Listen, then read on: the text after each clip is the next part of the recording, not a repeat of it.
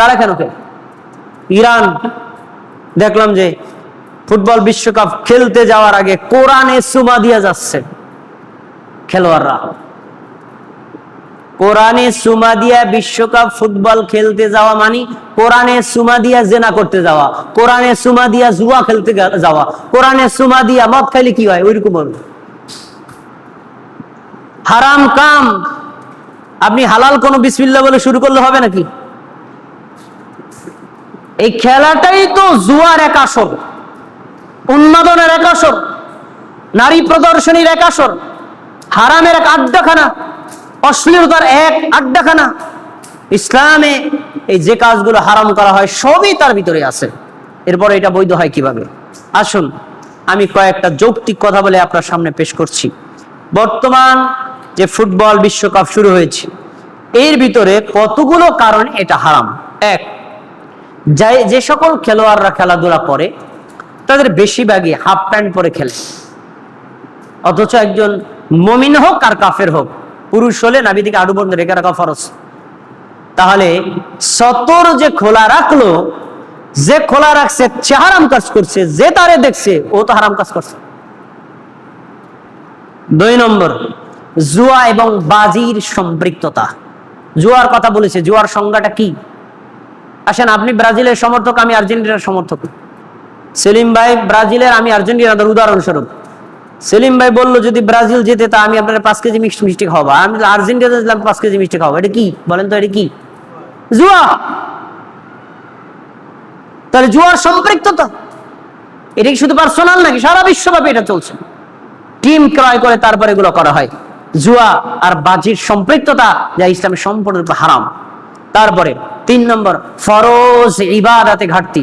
আল্লাহ তাআলা বলেন কি ইয়া আইয়ুহাল্লাযীনা আমানু লা তুলহিকুম আমওয়ালুকুম ওয়ালা আওলাদুকুম আন যিকরিল্লাহ। মুমিনগণ সাবধান, তোমার সন্তান তোমার সম্পদ যেন আল্লাহর জিকির থেকে বিরত না রাখে, পৃথিবীর কোন কাজ যেন আল্লাহর ইবাদত থেকে তোমাকে বিরত না রাখে। কিন্তু আমার দেশের যুবক যুবতীরা, বাংলাদেশ টাইমের সাথে তো মিলে না, খেলাধুলা শুরু হয়েছে ওইখানে বিকেল, কিন্তু বাংলাদেশের টাইম শুরু হয়েছে ধরেন রাত 2টা।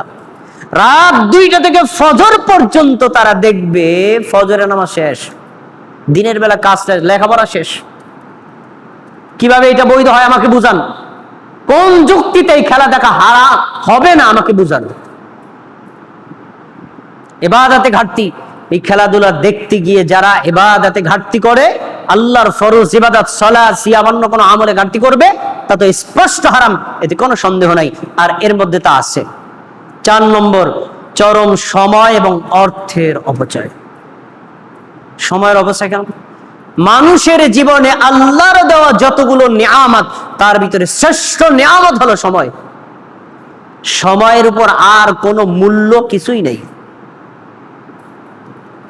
আল্লাহ যদি আজকে আপনাকে মৃত্যু দেন, আপনার জীবনে যদি গুনাহ থাকে তওবা করার সুযোগ বন্ধ, তওবা করতে পারবেন না। তাহলে আপনার জীবনে যে সময়টা দিচ্ছে আল্লাহর পক্ষ থেকে নিয়ামত, এই প্রত্যেকটা সময়ের আল্লাহ হিসাব নেবেন।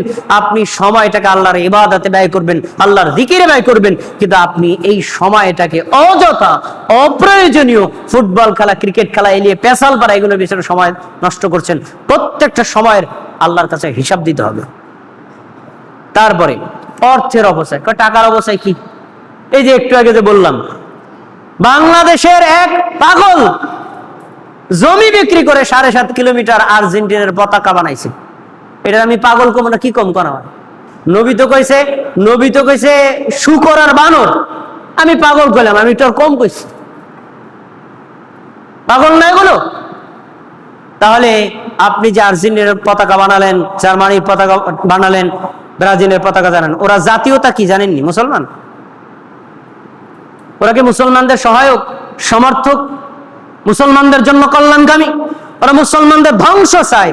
আর এর পতাকা আপনার বাড়িতে ওরে মারি, আপনি একজন খ্রিস্টানকে সমর্থন করছেন, ইহুদিকে সমর্থন করছেন, একজন বেঈমানকে সমর্থন করছেন, একজন ঈমানহীন ব্যক্তিকে সমর্থন করছেন। আপনি কেমন মুসলমান? তার পতাকা কিনতে টাঙাতে, আবার দেখলাম একজনে পতাকা টানাতে গিয়ে বিদ্যুৎ স্পৃষ্ট হয়ে জায়গায় ব্রেক। বর্ণের বিরুদ্ধে কি কল্যাণ আছে? ব্রাজিলের পতাকা বানাইছে, গাছে টানাইতে গেছে, এরপরে বিদ্যুতের তারের সাথে লাইগা জায়গায় শেষ। কি করবেন? নাউজুবিল্লাহ করবেন, আলহামদুলিল্লাহ করবেন? আমি আলহামদুলিল্লাহ করি। ও জাহান্নামে যাও। এই হলো অবশ্যই, এগুলোকে অবশ্যই নয়। এরপরে আবার কিভাবে এগুলো বৈধ হয়। তারপরে অপসংস্কৃতি আর অবাধ্যতা।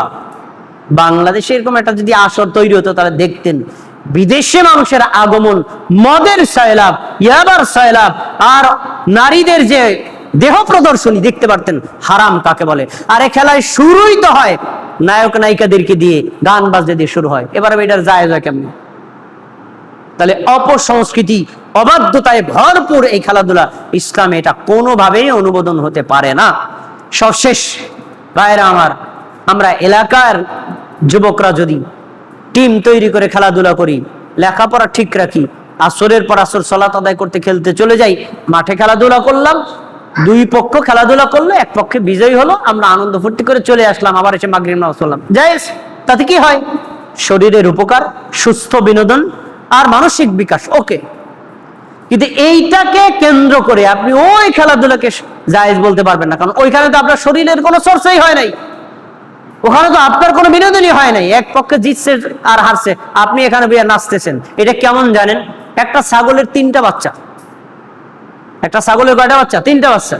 ছাগলের বান আছে 2টা ছাগলের বান খায় আর পাছা নাচায়, আর একটা ছাগলের বান খুঁজে পায় না কিন্তু এমনিই নাচায়।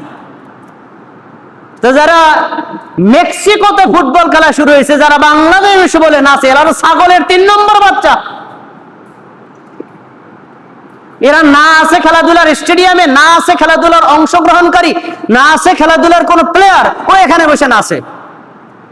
পাগল মানুষ কেমন হলে এই খেলাধুলায় মত্ত হতে পারে? আল্লাহ তাবারক ওয়া তাআলা বিশ্বব্যাপী ভয়ঙ্কর গজব থেকে আমাদের মুমিনদেরকে হেফাজত করুক, বলেন আমিন।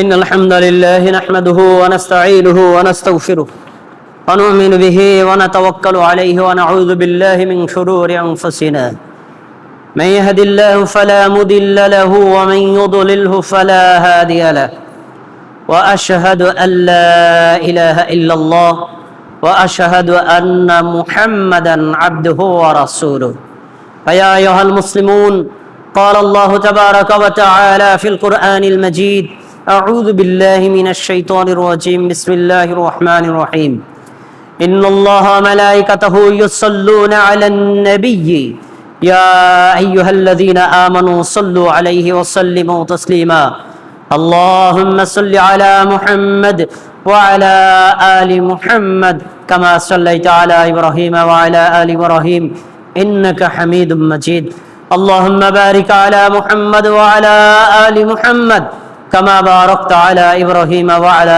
آل إبراهيم إنك حميد مجيد وارض اللهم عن الصحابة أجمعين خصوصا منهم الخلفاء الراشدين منهم أبي بكر وعمر وعثمان وعلي رضي الله تعالى عنهم وعن التابعين ومن تبعهم إلى يوم الدين اللهم إنا نسألك الجنة ونعوذ بك من النار اللهم إنا نعوذ بك من عذاب جهنم আল্লাহ আপনি আমাদের জুমার সালাতকে কবুল করে নিন, আমাদের জুমার খুতবাকে কবুল করে নিন, আমাদেরকে মুমিন মুসলিম হিসেবে কবুল করে নিন, আমাদের সবাইকে হালাল কর্মে লিপ্ত হওয়ার তৌফিক দান করুন, যাবতীয় হারাম কাজ থেকে ফিরে থাকার তৌফিক দান করুন, এই ধরনের জুয়ার আসর থেকে আমাদের মুক্ত থাকার তৌফিক দান করুন।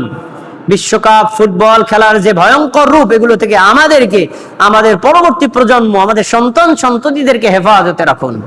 আল্লাহ আপনি আমাদের দোয়াকে কবুল করে নিন, সারা পৃথিবীর মুসলমানদেরকে হেফাজত করুন, সারা পৃথিবীর মুসলমানদেরকে নিরাপত্তা দান করুন। আল্লাহ আপনি আমাদের দোয়াকে কবুল করে নিন, আমাদের সকলের উপর আপনি রহমত অবতীর্ণ করুন।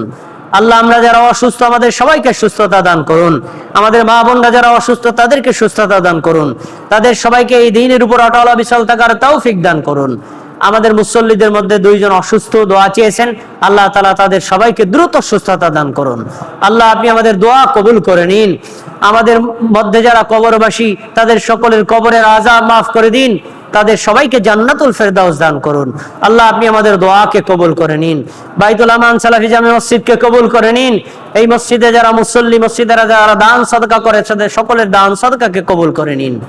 ইন্নাল্লাহা ইয়ামুরু বিল আদলি ওয়াল ইহসান ওয়া ইতা'i যিল কুরবা ওয়া ইয়ানহা আনিল ফাহশাই ওয়াল মুনকারি ওয়াল বাগি ইয়াইযুকুম লাআল্লাকুম তাযাক্কারুন ফাযাকুরুনি আযকুরুকুম ওয়াশকুরু লি ওয়া লা তাকফুরুন।